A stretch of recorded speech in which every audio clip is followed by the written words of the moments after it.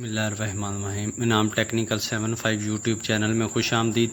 आज की इस वीडियो में हम वॉशिंग मशीन टाइमर के बारे में बात करेंगे। एक वॉशिंग मशीन टाइमर को कैसे चेक करते हैं कि ये वॉशिंग मशीन का टाइमर ठीक है या ख़राब है।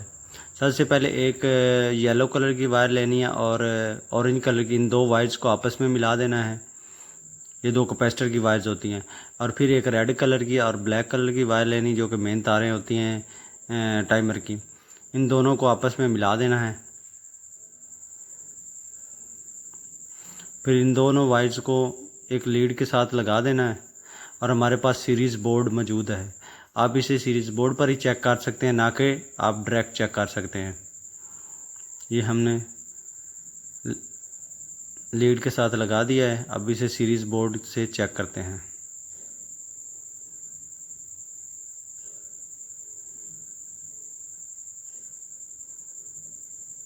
अब हम टाइमर को जो है वो घुमाते हैं। जैसे ही हम घुमाएंगे तो ये जो हमारा बल्ब है ये अभी ऑन हो जाएगा। बल्ब ऑन हो गया।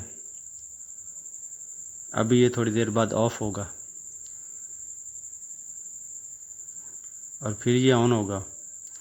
तो इससे पता चलता है कि हमारा टाइमर जो है वो ठीक है। ये 1 वे पर भी काम कर रहा है और 2 वे पे भी काम कर रहा है। यानी कि एक दफ़ा पहले जो चला है, यानी वो इससे वॉशिंग मशीन के सीधे चक्कर थे, और फिर बंद हुआ है तो फिर दोबारा चला, जिससे वॉशिंग मशीन के चक्कर उल्टे हो जाते हैं। यानी हमारा जो टाइमर है 1 वे और 2 वे दोनों पर अच्छी तरह काम कर रहा है और ये हमारा टाइमर बिल्कुल ठीक है।